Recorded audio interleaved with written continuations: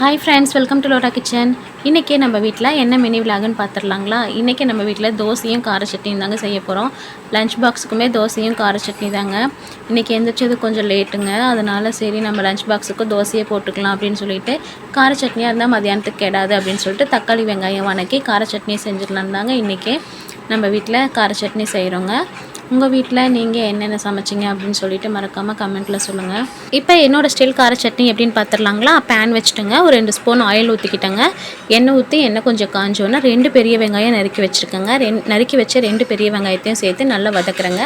அது கூட 3 காஞ்ச மிளகாய் சேர்த்துக்கிறேங்க. அதுவும் சேர்த்து நல்லா வதக்கி விடுறேங்க. இது ஓரளவுக்கு பாதி வதங்கி வரும்போது 2 பெரிய நாட்டு தக்காளி நறுக்கி எடுத்து வச்சுருக்கேங்க. அந்த தக்காளிகளையும் சேர்த்திக்கலாங்க.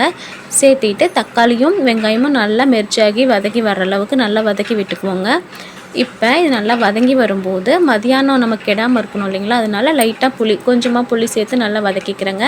இந்த சட்னிக்கு நான் தேங்காய் சேர்க்க மாட்டேங்க, லஞ்சுக்கு அப்போ தாங்க நல்லாயிருக்கும். அதனால போட்டு நல்லா வதக்கியாச்சுங்க. இப்போ சட்னிக்கு நல்லா வதங்கிடுச்சு. தேவையான கல்லுப்பு சேர்த்து ஒரு பக்கம் ஆற வச்சாச்சுங்க. இப்போ தோசைக்கு ரெடி பண்ணிட்டேங்க. தோசை ஊற்றி டிஃபன் கட்டிடுவோம் அப்படின்னு சொல்லிட்டு தோசை ஊற்ற ஆரம்பிச்சிட்டேங்க.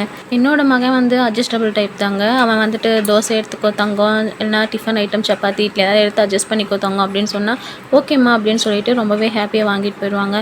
அடைப்பிடிச்சி இதுதான் வேணும் அதுதான் வேணும்னு சொல்லிட்டு என்னை கஷ்டப்படுத்த மாட்டாங்க. அம்மாவுக்கு எது முடியுதோ செஞ்சு தரட்டும் அப்படின்னு சொல்லிட்டு விட்டுருவாங்க. சின்ன வயசுலேருந்தே அப்படி தான் நாங்கள் எதாக இருந்தாலும் இப்படி அட்ஜஸ்ட் பண்ணி சாப்பிட்டுக்குவோம். இன்றைக்கி அதே மாதிரி லஞ்சுக்கு தோசை தாங்க. ரொம்ப சன்னமாக ஊற்றினோம்னா நமக்கு மதியம் சாப்பிடும்போது கொஞ்சம் காஞ்சி போயிடும் அப்படின்னு சொல்லிட்டு கொஞ்சம் ஊத்தப்பம் மாதிரி மொத்தமாக தாங்க இன்றைக்கி ஊற்றி தோசை எடுக்க போகிறேன். காலையில் பிரேக்ஃபாஸ்ட்டுக்கு நைட்டு வச்ச சாதம் கொஞ்சம் மீதியாக இருந்ததுங்க. அந்த சாதத்தை கரைச்சி 2 பேருமே குடிச்சிட்டோங்க. காலையில் பிரேக்ஃபாஸ்ட்டு முடிஞ்சது. லஞ்சுக்கு நம்ம தோசை எடுத்தாச்சுங்க. ஒவ்வொரு தோசைகளாக ஊற்றி டிஃபனும் கட்டி எடுத்துட்டேங்க. தம்பியும் ஸ்கூலுக்கு கிளம்பிட்டேன், நானும் வேலைக்கு வந்துட்டேங்க.